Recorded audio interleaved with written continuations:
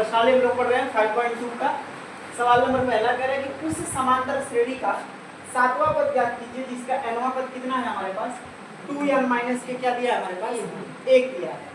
यानी कहने का अर्थ समझना है।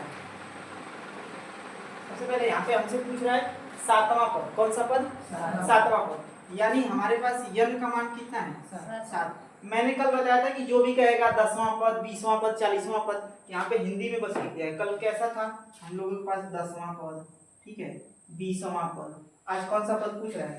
7वां पद। और कह रहे हैं कि इसका nवां पद का मान दे रखा है, यानी an की वैल्यू दे रखी है कितना 2n माइनस के क्या 1 है। ठीक, जहां n होगा वहां क्या रखा जाएगा? बस 7 और आपका प्रश्न हल हो जाएगा। ठीक है, तो जहां n है वहां क्या रख दीजिए 7 रख दीजिए। तो यहाँ पे a है तो a n के स्थान पे क्या रखिए 7, बराबर है तो यहाँ पे 2 गुणे n के स्थान पे क्या रखिए माइनस के 1, 7 गुना के और 14 में से 1 जाएगा तो क्या हो जाएगा? यहाँ पे लिख देंगे 13। अतः a 7 का मान कितना है तो लिखेंगे अतः सातवां पद, अतः सातवां पद कितना होगा 13 हो गया।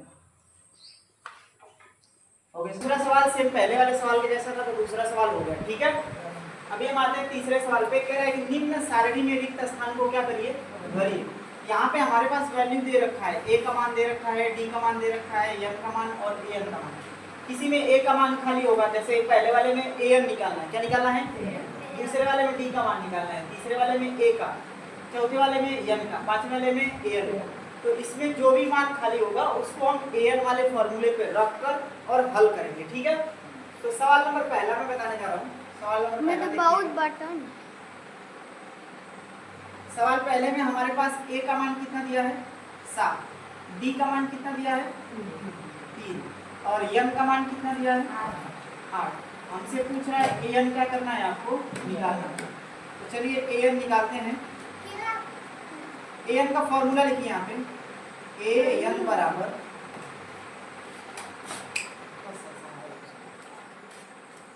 अभी चालू करना। an का मान हमारे पास क्या है?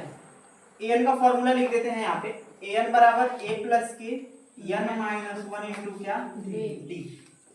अब यहाँ पे a का मान कितना है अपने पास 7 प्लस के n का मान कितना है 8 माइनस के 1 और d का मान कितना है 3। तो 7 प्लस के 8 में से 1 जाएगा, कितना बचेगा 7 का 3 में गुणा करेंगे और 21 में 7 जोड़ देंगे, कितना होगा? तो यानी यहाँ पे क्या भरा जाएगा 28। नोट करो। चलिए आगे देखते हैं हम लोग सवाल नंबर 2। सवाल नंबर 2 में a का मान कितना है? a का मान है माइनस के क्या 18। ठीक है, d का मान हमें निकालना है, यानी d का मान क्वेश्चन मार्क डाल देते हैं। n का मान कितना दिया है तो n बराबर हो गया 10 और an का मान कितना दिया है 0। an का मान कितना दिया है 0। अब an वाला फॉर्मूला सबको पता है, an वाले फॉर्मूले पे रख दीजिए। तो यहाँ पे लिखेंगे कि an बराबर a प्लस के n माइनस 1 इंटू क्या d।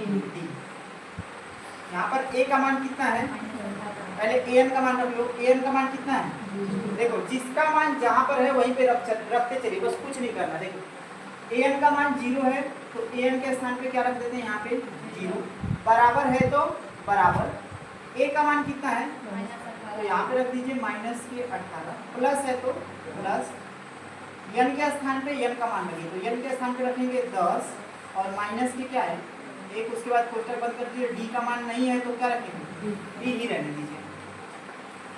0 बराबर माइनस के क्या है 18 है ना, इधर आएगा तो क्या हो जाएगा, ये माइनस में इसको इधर भेजिए तो यहाँ पे हो जाएगा क्या 18 और यहाँ पे 10 में से 1 घटाएंगे तो क्या बचेगा और 9 का d में गुणा करेंगे तो 9d हो गया। अब 9 इधर पूरा कर रहा है, इधर आएगा तो क्या करेगा, तो हमारे पास d बराबर हो जाएगा 18 बटा में क्या 9। 9 से 18 को काट देंगे तो d बराबर क्या आ जाएगा 12। कोई दिक्कत? ये चारों